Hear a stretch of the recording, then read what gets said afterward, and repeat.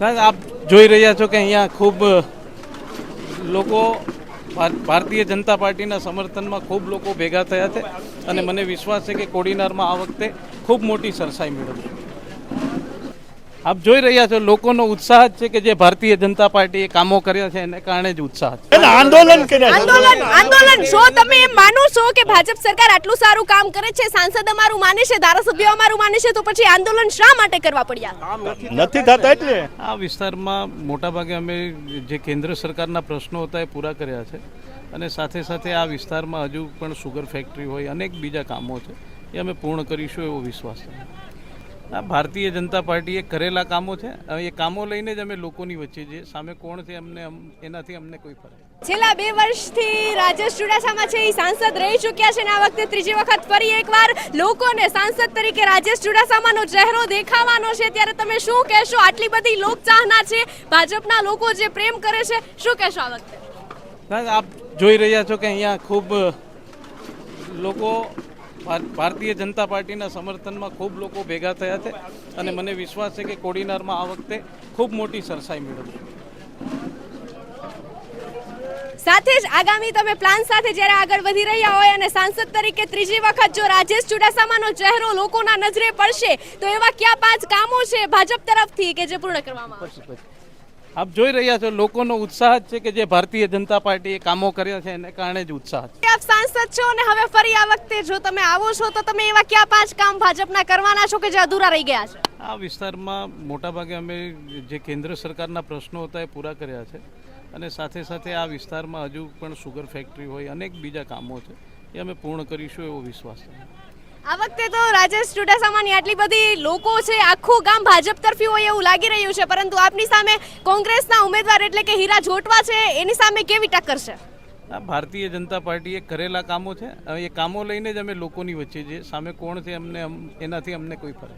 કે અત્યારે ગામમાં સભા બાબતે રાજેશ ચુડાસમા છે જે અહીંયા ઉપસ્થિત રહ્યા હતા અને સાથે જ દરેક ગામના લોકોની મુલાકાત કરી હતી, પરંતુ મારે તમને જ્યારે સાંસદ જાય છે પછીના દ્રશ્યો પણ બતાવવા છે, કારણ કે જ્યારે સાંસદ એકબીજાને ગળે લગાવતા હતા એટલો પ્રેમભાવ મને જોવા મળતો હતો, એવું લાગતું હતું કે જાણે દરેક બધા એક પરિવારના સદસ્યો છે, એટલું પ્રેમભર્યું વાતાવરણ જોવા મળતું હતું. ને મને એવું લાગે છે કે આ નાનું ગામ છે તો કદાચ આખા ગામના લોકો અહીંયા આવી ગયા હોય, પરંતુ આ જે વાતો સ્ટેજ પરથી થાય છે એ પછી વાસ્તવિકતામાં એ વાતોના કામો થાય છે કે નહીં એ વસ્તુથી મારે તમને માહિતગાર કરવા છે. અત્યારે મારી સાથે આખું ગામ છે, ત્યારે ગામમાં ખાસ અહીંયા એક દાદા ઊભા છે જેને હું પૂછવા માંગીશ કે અત્યારે તો સાંસદો કહે છે કે ભાઈ વિકાસના કામો બોલે છે, ભાજપના કામો બોલે છે, શું કહેશો? વિકાસ તો સારો છે. હું સિંધાસ ગામથી ભગાભાઈ અર્જનભાઈ ઝાલા બોલું છું.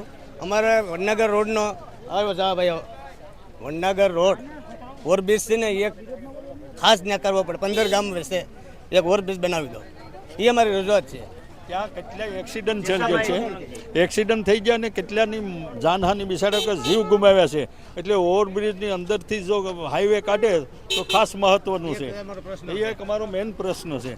બીજો જે આ બ્રોડગેજ, તમને શું લાગે છે કે પ્રશ્નનું સમાધાન આવી શકશે? આવી શકશે. કરે તો માણસ ધારે કરી કે માણસ ધારે તો કરી શકે, પરંતુ જે રીતના અત્યારે મોદી સરકાર એટલો પ્રશ્ન કરે, આ મોટા મોટા સિટીમાં એવા ઓવરબ્રિજ કર્યા તો આ 15 ગામનો પ્રશ્ન ન કરે? ધારે કરી કે કેમ ન કરી કે અમે તો ભાજપ આરે વરાયેલા છે ને ભાજપના જ કાર્યકરો છે, વર્ષોથી જિંદગીમાં કાઢી નાખી. તાલુકાના બેન 22 ગામડા એવા છે કે 22 ગામડાનો એ રસ્તો છે.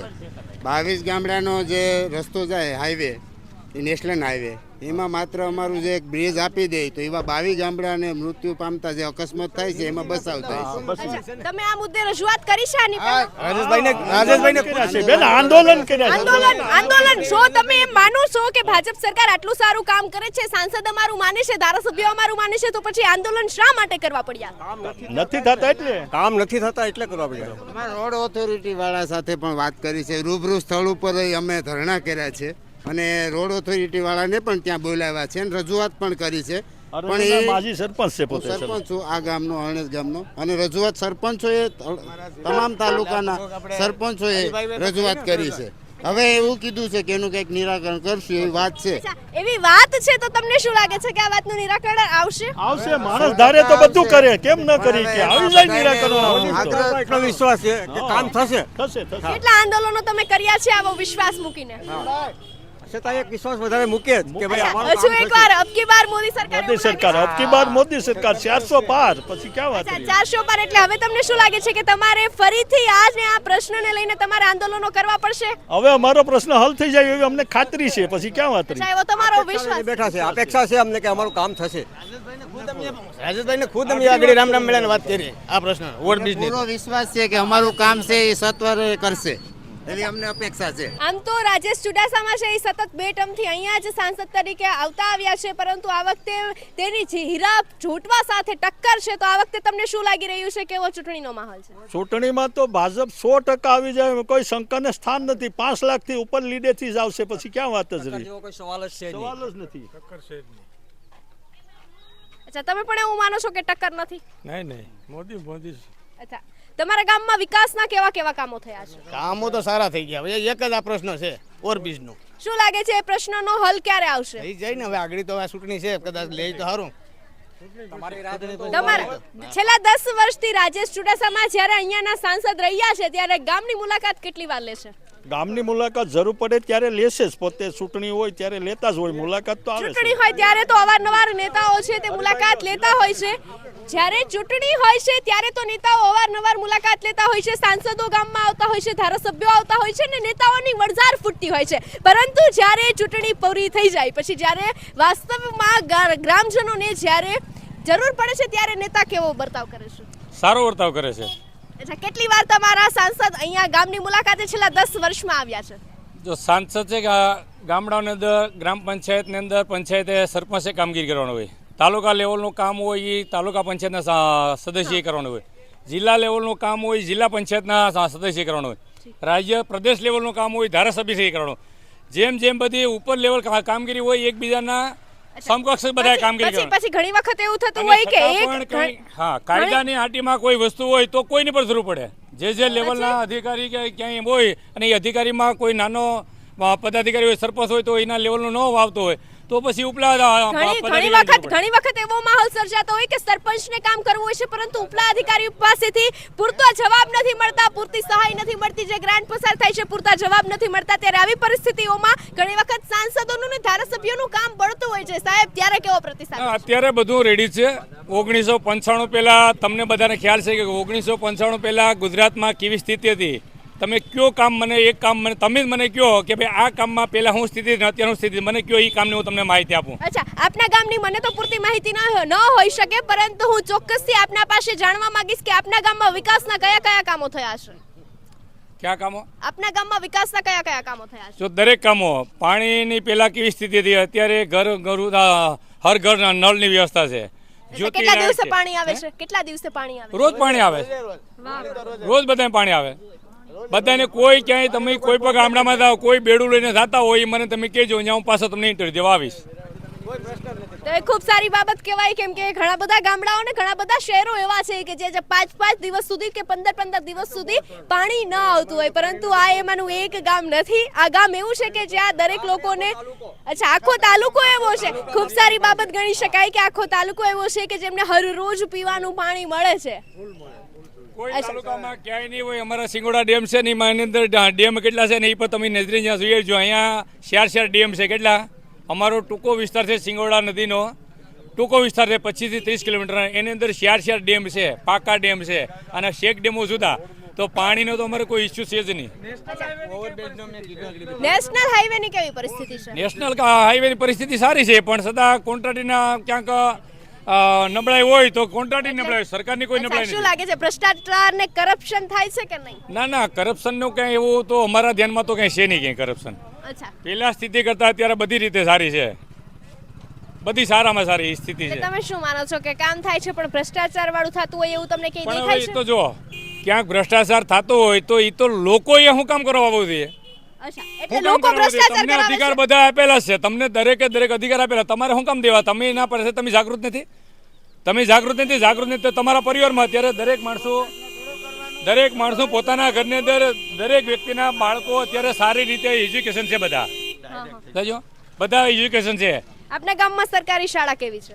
સારામાં સારી છે. બધા અત્યારે ક્વોલિફાઈડ બધા શિક્ષકો છે બધા. અચ્છા, શિક્ષકોની પણ પૂરતી ભરતી છે, એટલે આમ તો એમ કહી શકાય કે ગામમાં કોઈ વસ્તુની સાયન્સના શિક્ષકો છે બધા ક્વોલિફાઈડ ટેટ પાસ કરીને ક્વોલિફાઈડ સાયન્સના શિક્ષકો આવી ગયા. હાઈસ્કૂલ છે અમારે તો ગામમાં 12 છે, પછી પરીક્ષા કેન્દ્ર પણ આપેલું છે, બધી રીતે પાવરફુલ છે. પછી એટલે આ ગામ તો આમ તો બધી રીતે પાવરફુલ છે અને બધી સુવિધા ગામમાં હોય તેવું જણાઈ રહ્યું છે. અત્યારે હું તમને ખાસ એક પ્રશ્ન છેલ્લો પૂછવા માંગીશ કે જ્યારે અત્યારે રાજેશ ચુડાસમા સાથે હીરા જોટવાનો ચહેરો છે ત્યારે કેટલી ટક્કર ટફ છે? ટક્કર ટોપ કોઈ છે જ નહીં. આજે હું તમને કહી દઉં, હીરાભાઈ જોટવા છે એની પાસે કોઈ પદાધિકારીની ક્યાંય પણ એ કોઈ હોદ્દામાં કામગીરીનો કોઈ અનુભવ છે નહીં. રાજેશભાઈ બે ટર્મમાં આવે એટલે સંસદથી માંડીને ટોટલ એની પાસે અનુભવ છે. અને આ ચૂંટણી છે એ દેશ કી કોઈ કોંગ્રેસમાં આજે રાહુલ ગાંધીના પરિવારવાદ લઈને બેઠો હતો. આજે કોંગ્રેસના સારામાં સારા, કોંગ્રેસમાં કોઈ સારા માણસો નહોતા એવું નથી, કોંગ્રેસમાં સારા માણસો તો સારા માણસોથી કોંગ્રેસ છોડીને પણ ભાજપમાં આવ્યા. ક્યારે આવ્યા છે કે ભાઈ ત્યાં નેતાગીરી નથી, તો પછી અહીંયા નેતાગીરીથી કોંગ્રેસના જો સારા માણસો વહી આવ્યા હોય તો પછી હવે એને મત દઈને છૂટીને ક્યાં મોકલવા? આ દેશ કી ગમે એના હાથમાં થોડો સોંપી દેવાય. આ દેશની સુરક્ષાની ને દેશની વાત છે એટલે ગમે એના કે રાહુલ ગાંધી જેવાના હાથમાં સોંપી તો નથી દેવાતી ને. તો પછી કોંગ્રેસના ધુરંધર માણસો પણ આજે બધા છોડી વહી આવ્યા. જ્યોતિરાવ સિંધિયા બધા સામાન્ય વ્યક્તિ હતા, તો એ કેમ બધા ભાજપમાં શા માટે વહી આવ્યા? જેને જે પાર્ટીમાં પોતાનો લોહી રેડ્યો હોય, પોતાના સમયમાં અહીંયા કામગીરી કરી હોય, માત્ર કે બધી વસ્તુ અહીંયા હોદ્દા ભેગો હોય, અને છતાં પણ જો કોંગ્રેસ જેવી પાર્ટીને જૂની વર્ષો પાર્ટીથી છોડી અને ભારતીય જનતા પાર્ટીમાં ક્યારે આવે? એટલે આજે કોંગ્રેસમાં કોઈ નેતાગીરી નથી, કોઈ દિશા નથી, ને એવા વ્યક્તિના હાથમાં ક્યાંય આપણા દેશનું સુકાન સોંપાય નહીં. અચ્છા, બીજા એક દાદા છે, આપણે એમની સાથે વાત કરીએ. શું નામ છે દાદા? શું નામ છે? પૂંજાભાઈ. પૂંજાભાઈ, તમને શું લાગે છે ચૂંટણીમાં કેવો માહોલ છે ગામમાં? ચૂંટણીમાં ખરેખર માહોલ છે. અચ્છા, સભામાં આવ્યા હતા? સભામાં.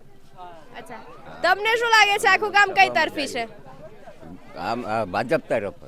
ભાજપ તરફ છે. તમે તો કોંગ્રેસનું શાસન જોયું, ભાજપનું જોયું, શું લાગે કે કોની કામગીરી સૌથી વધુ સારી? ભાજપ વાળાની. ભાજપ વાળાની. અચ્છા, કેમ તમને એવું લાગે છે? અમને અહીંયા રોડ રસ્તા પાણી બધી સુવિધા સારી છે. અચ્છા, એટલે સારું, વિકાસ બધી સારો.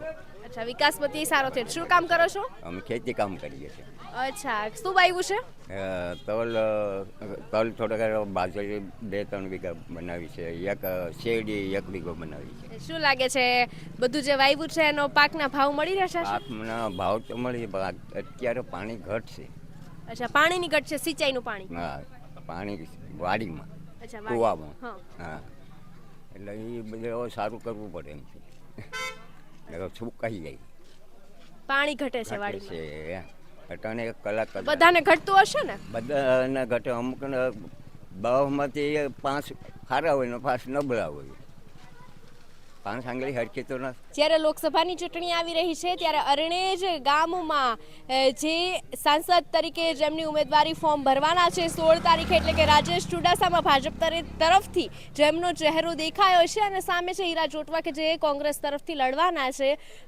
રાજેશ ચુડાસમા એવા વ્યક્તિ છે કે છેલ્લા 2 ટર્મથી તેઓ સાંસદ તરીકે ચૂંટાતા આવ્યા છે, અને ગામનું આખું ભાજપ તરફી છે, અને ગામના લોકો પણ પોતાની સુવિધાથી ને વિકાસથી ખુશ છે કે ના તેઓ જે બોલે છે તે કામ કરે છે. એટલે ઘણા બધા ગામો એવા હોય છે કે જ્યાં નેતાઓ માત્ર ચૂંટણી પ્રચાર પ્રસાર માટે આવતા હોય છે. ધારાસભ્ય હોય કે MP હોય, દરેકની કામગીરીથી સંતુષ્ટ છીએ. અમે તમને દરેક છેવાડાના માનવી સુધી પહોંચાડવાના છીએ. કયા ગામનો કેવો વિકાસ છે, શું લોકોની માન્યતા છે, આપના સુધી પહોંચાડતા રહીશું. માટે જોતા રહો BS9 TV ન્યૂઝ. એન્કર છાયા સાથે. નમસ્કાર.